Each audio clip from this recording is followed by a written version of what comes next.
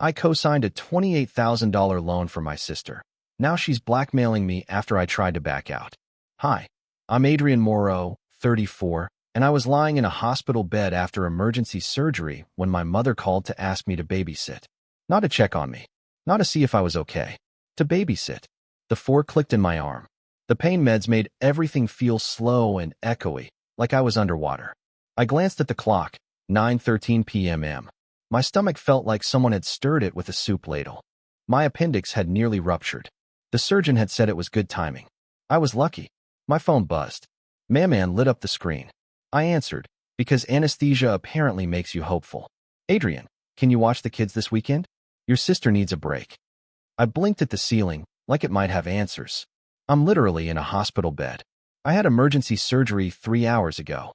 She scoffed. So? You're not dying. Don't be dramatic. And she hung up. I stared at the ceiling for a full minute, then reached for my phone again. The meds made my thumb clumsy, but I opened my banking app. I found the $28,000 loan I'd co-signed for my sister, Elodie, and tapped Contact Support. 10 minutes later, my mom had called 47 times. Because here's the thing. I've always been the strong one, the responsible one, the one who gets leaned on until he cracks. I'm a licensed clinical psychologist. I know every red flag in the book, and still missed my own.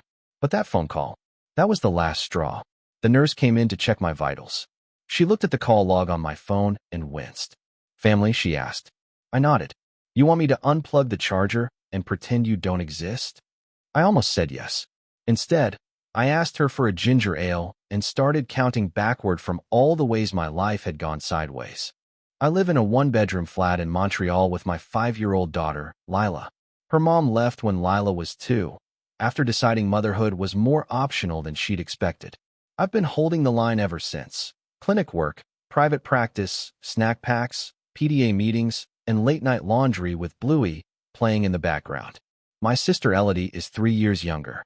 She has 3 kids, a tendency to cry strategically, and a husband, Etienne, who seems permanently unavailable unless there's a barbecue. Growing up, she was called sensitive, and I was stable. Translation: she got away with murder, and I got to clean it up. When she was 16, Elodie threw a party while our parents were away. I was 19 and home for the weekend. She got drunk and cried on the roof while I scrubbed vomit out of the carpet. Mom came home, saw me with a towel, and said, "You're such a good big brother." That was the beginning of my career as a human emotional mop. So when Elodie called last spring crying about her finances, credit cards, overdue daycare, medical bills, I listened. I just need a co-signer, Adrian, she said. Please. The loan's only $28,000. It'll save us. I said no. At first. Then Mom called. She's drowning, she said. You're the only one with good credit.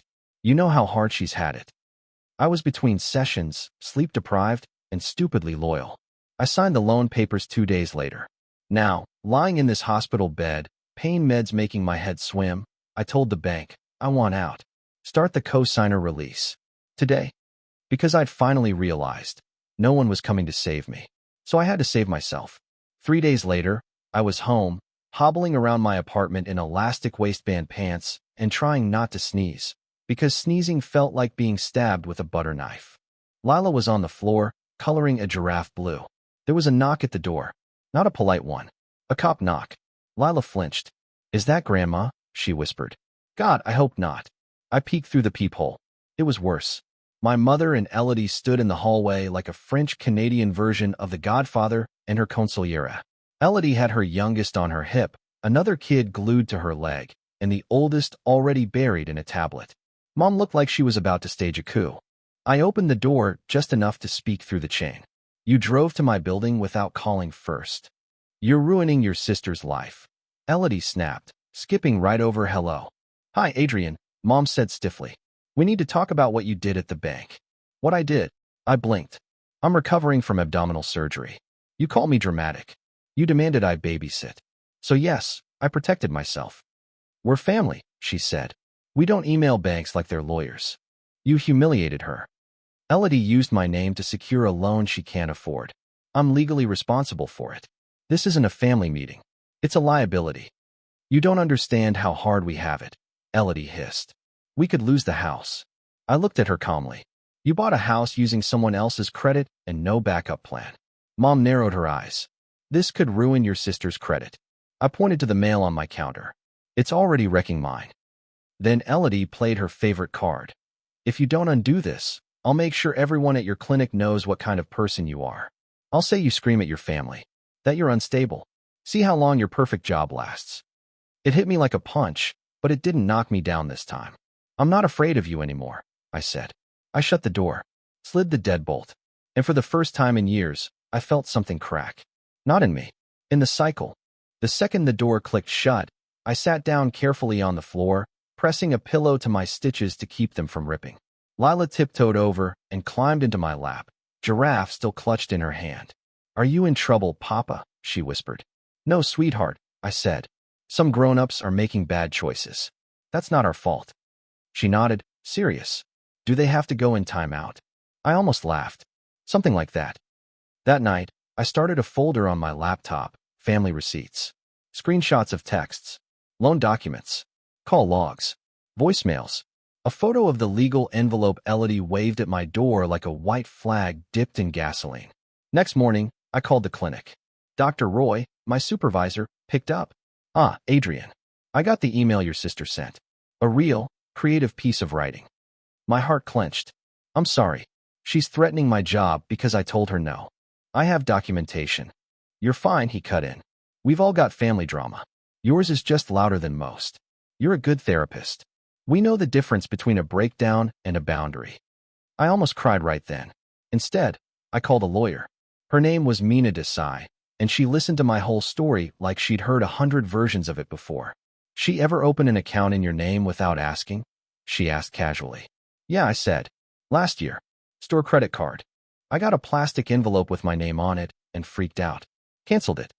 You keep the paperwork? I scanned it. It's in the folder. Her voice warmed. Perfect. Here's the plan. She laid it out like therapy treatment. Step 1. Pull all 3 credit reports. Step 2. Freeze my credit. Immediately. Step 3. Send cease and desist letters to both Elodie and my parents, specifically forbidding any further use of my information or threats to my employment. Isn't that harsh? I asked. No, she said. It's responsible. She emailed me a draft. It was beautiful, cold, legally bulletproof. I signed, and I mailed it, certified. 3 days later, Christmas came early. I was microwaving dinosaur nuggets for Lila when the pounding started. Not knocking, not buzzing. Full-on fists to the door. The tray clattered in my hand. Lila dropped her crayon. Papa. I looked through the peephole. Dad. And of course, Mom. Back like a bad recurring symptom. I opened the door with the chain still on. My stitches were still healing, but my spine? Rock solid. Dad shoved a crumpled envelope toward the gap. Did you seriously send us a lawyer letter? Your own parents? Yes, I said calmly. I did. Mom's mouth was a tight line. You're threatening your mother with legal action. The letter doesn't name you specifically, I said. It applies to any family members threatening my job or using my personal information without consent. You think you're better than us now? Dad spat. Is that it? You get a fancy job and suddenly you forget where you came from? No, I said. I remember exactly where I came from. That's why I had to draw a line. Mom scoffed. Because we asked you to help your sister? Because we expected you to honor your commitments? No, I said, voice low and even. Because you told me, while I was hooked to 4 antibiotics in a hospital bed, that I wasn't dying, so I should shut up and babysit. Because you treat my time, my career, and my credit score like they're family resources to be distributed. Dad's face flushed. You brought this on yourself. I felt it then. Not guilt. Not fear. Just done. I won't discuss Melissa's loan or child care again, I said. Any further contact on either topic goes through my lawyer. Dad's eyes narrowed. You gonna call the cops on your own father? If you show up at my door and refuse to leave? I said, yes, I will. Silence. Then Mom pulled on his arm. Let's go, she hissed. Before he calls 911 on his poor old parents. As they stormed down the hall, Dad shouted, when your sister's homeless, remember, you did that. The door shut behind me like a vault. Lila stood frozen by the couch, half a puzzle piece in her hand. Are we in trouble now? She whispered. I knelt, slow and steady, and hugged her. No, sweetheart, I said. We're safe now. That night, I filed a police report. At my lawyer's suggestion, I went to the station, sat down with a tired but kind officer named Sergeant Fournier, and told him everything. The loan, the threats, the unannounced visits, the screaming in front of my child, the threat to contact my employer. He listened, took notes, and handed me a sheet with an incident report number. Just in case, he said. Sometimes people calm down when they know there's a paper trail. Sometimes, I echoed. And sometimes they don't. 2 weeks passed. Quietly. Which, in my family, meant I was either winning or waiting for the next hit. Then it came. An email from the bank. Subject: delinquency notice, co-signed loan. I opened it with the kind of dread that comes from knowing you're about to be blamed for someone else's disaster. 60 days past due. 2 full missed payments. I called Dana, the bank rep who now knew my voice too well. I'm not paying it, I said calmly. I need every option for protecting my credit while this co-signer release is pending. I've noted your file, she said. Ms. Moreau mentioned she was expecting more support from family. Of course she did. I asked for a full payment history and copies of any correspondence. I didn't care if it filled my inbox like a library archive. Then I called Mina again. She listened, then asked, "Has Elodie ever impersonated you? Used your info for anything else?" "Just the store card," I said. I canceled it the same day it arrived. "Good," she said. "We'll flag that too. We're officially entering identity misuse territory." She walked me through the next steps like a pro chef teaching a trauma recipe. Fraud alert. Credit freeze. Certified letters to every credit bureau. Documentation trail a mile long. If they use your name again, she said, we report it as identity theft. No drama, just facts. And that was the moment something clicked. This wasn't me being dramatic. This was me being done. 2 days later, the silence broke. But not with shouting. With a card. A cream envelope slid under my apartment door like a passive-aggressive snowflake.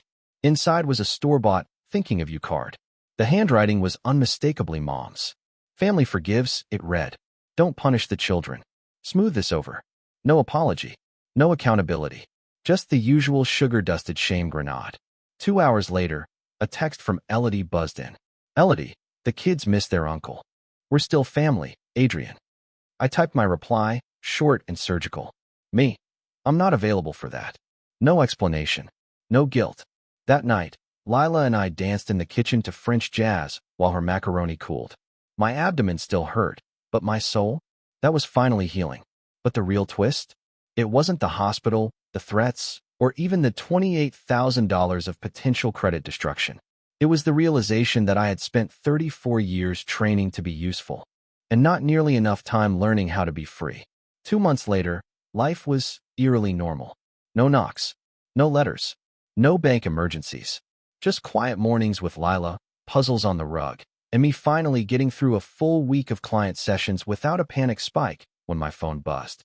Until the daycare pickup incident. I was running late. It was raining.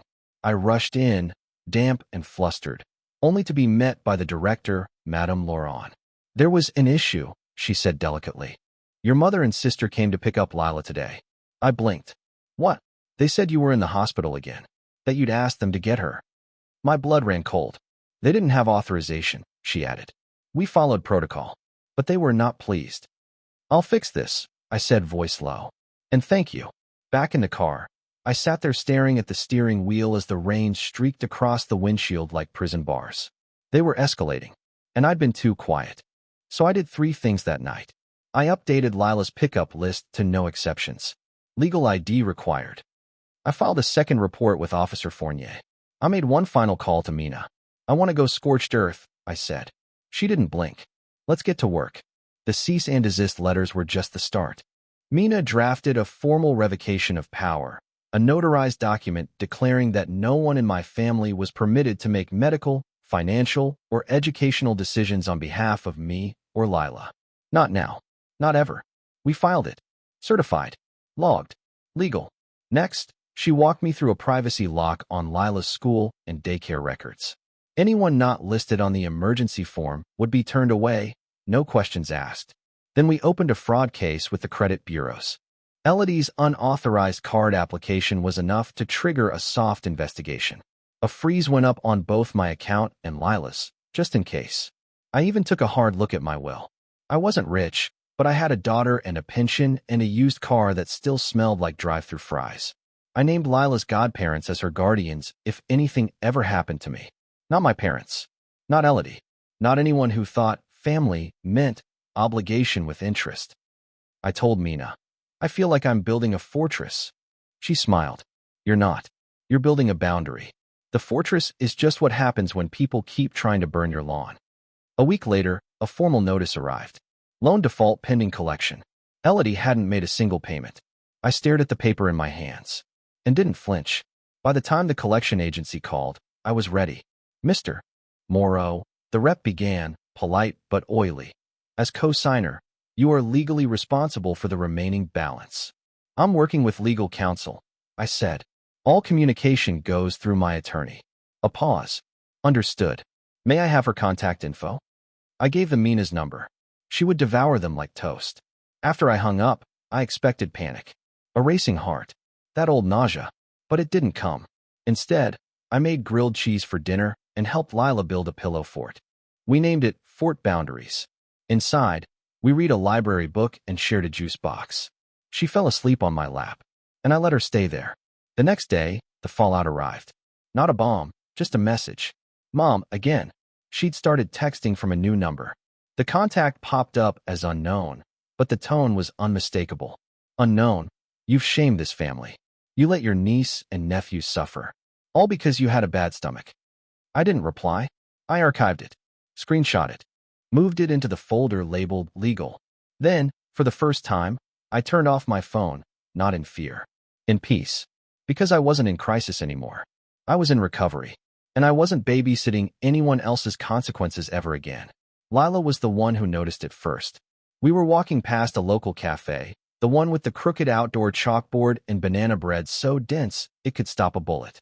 She tugged my sleeve and pointed. Look, Papa, that lady looks like Mamie. I turned. It was her. My mother, sitting 2 tables over with a friend, sipping something foamy, her scarf draped just so. She looked fine. Not heartbroken. Not ruined. Just someone who got decaf and refused to own her choices. She looked up and saw us. I nodded. Brief. Civil. Bare minimum. She waved. I didn't wave back. Lila asked, is Mamie still mad? No, I said. She's just not in charge anymore. Back home, there was a letter waiting in the mailbox. Real paper. Curly cursive on the envelope. It was from Elodie. She wanted to talk, she said. Not about money.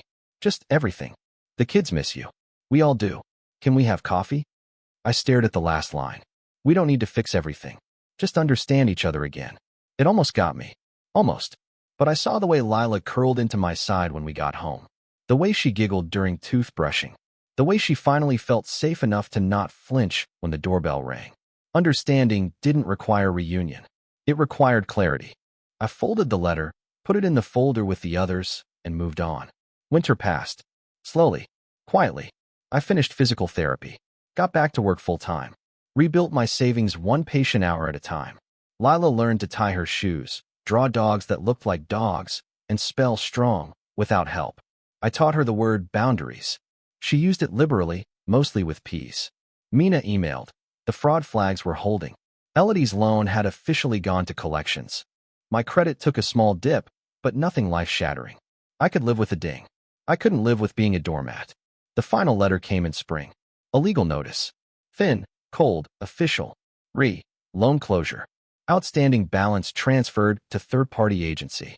Co-signer responsibility waived pending further default action. In plain terms, I was off the hook. She'd defaulted hard enough that they'd eaten the contract just to close it. My name was no longer legally tethered to hers. I printed it, framed it, put it on the wall next to Lila's drawing of our apartment, which she'd labeled in shaky purple crayon, home. Safe. I stood in front of both and breathed. It wasn't revenge. It wasn't triumph. It was something rarer. Relief. Summer arrived soft and slow. For the first time in years, it didn't feel like I was bracing for a crisis. It just was. Lila and I planted herbs on the windowsill. Basil, thyme, and one stubborn rosemary plant we named Elodie, because it refused to behave, but we kept an eye on it anyway. My parents hadn't contacted me since the sidewalk sighting. Elodie sent 2 more messages. One was a picture of her kids holding a sign that said, "We miss you, Uncle A." The second was just a heart emoji. I didn't reply, not out of bitterness, but because I had learned, finally, that silence is not cruelty. Sometimes it's survival. I saw my therapist twice a month. We unpacked things I didn't know I'd buried, like the guilt I'd inherited like bad furniture, the belief that saying no was unkind, the instinct to set myself on fire to keep everyone else warm. I used to think boundaries meant I was shutting people out, I told her once. What do they mean now? She asked. They mean I get to stay standing. And I did. Lila turned 6. We had cake and paper crowns and no guilt. Just music and grilled cheese and sidewalk chalk. She fell asleep with frosting on her face and her arms around my neck. I looked at her and whispered the truest thing I've ever said. We're okay now. And for the first time in forever, I believed it.